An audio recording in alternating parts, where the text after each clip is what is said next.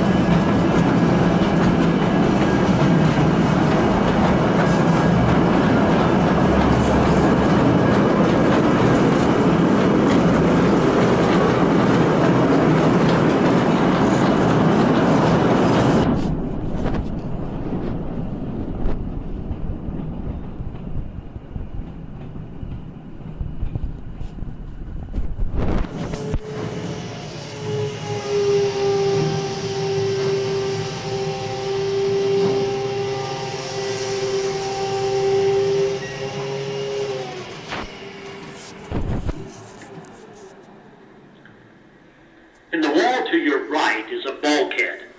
A bulkhead is what the miners call a wall that was used to direct airflow. This bulkhead is made of 1.5-inch thick tongue and groove planks supported by 6-inch by 6-inch timbers and sealed with black tar paper on the backside to keep air from that part of the mine from coming into this side. It was slowly being crushed by the roof, but as you can see, it finally came down. On the platform are a couple of two-thumbed gloves. In the 1940s, when this area was being mined, everyone conserved materials for the war effort. The miners would wear the gloves until they wore out the palms. Then they would wear them on the opposite hands, using the second set of thumbs until they wore out the backs of the gloves.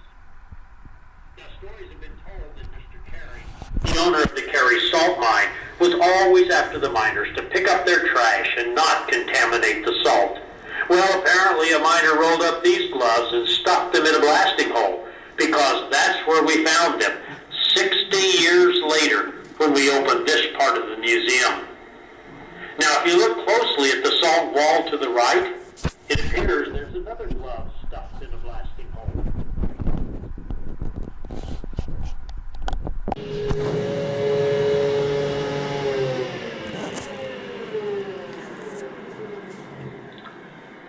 As you look to your left, you'll see a rare sight, what the miners call a roof fall. The pieces on the floor used to be the roof, but over a number of years, the salt started sagging away from the compacted mud layer above it and eventually fell. Now, even though only a few rooms ever develop a roof sag, everywhere in the mine that people will walk, drive, or ride, we monitor the roof, and sags are removed when necessary. Can you imagine how it must have sounded when this roof fell?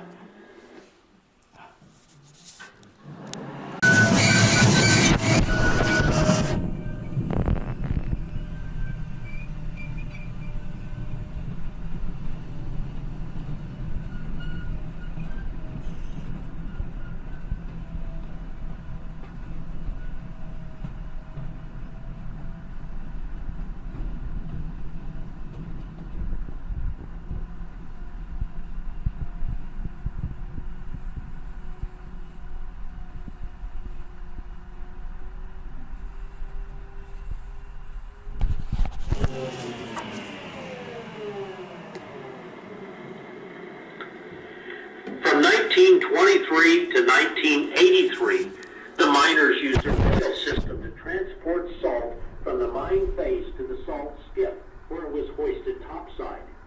Then, in 1983, they switched to a conveyor belt system. On the left is a car that was used to haul salt, and railroad tracks that were abandoned when mining left this area in the 1950s. The miners would use the same rails and ties over and over, since bringing more down the skip was both time-consuming and costly. Our train crew ripped up and hauled back abandoned rails and ties from the mine that were used for our train track.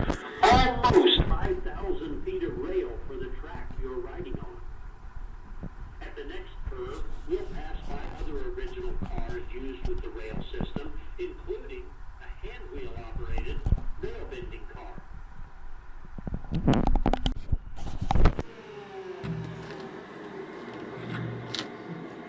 Everything that comes down in the mine stays in the mine.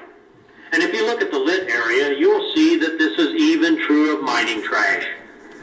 Now we know this area was mined in the 1940s and used as a break area in the 1950s. And we found many name brand products in this trash pile from that time period, and some of which are still around today. There are a couple of things that we noticed here. One, there's a calendar from 1953 on the floor by the rocks on the left. And two, when we found it over by the pillar, the gray trash can, well, it was empty.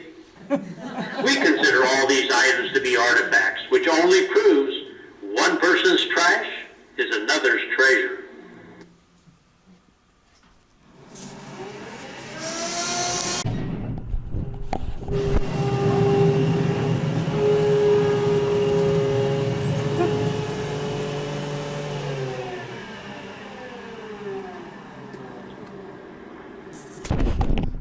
In case you were wondering, trash isn't the only thing miners left underground.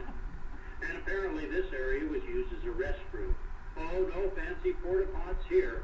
And they weren't very careful with the toilet paper either. And this is one reason we say, don't lick the salt. As we round the curve up ahead, two spotlights will come on. The first on the left will highlight a stack of empty cardboard dynamite boxes. Then on the right, you'll see a pillar that is scaling or spalling. This means that the salt is breaking away from the wall. And like roof sags and floor heaves, this is a natural occurrence in a salt mine. And as your ride continues, keep in mind, we've tried to leave the mine just as it was years ago. Now, when we get to the station, please remain seated when we stop and do not get off the train until instructed to do so.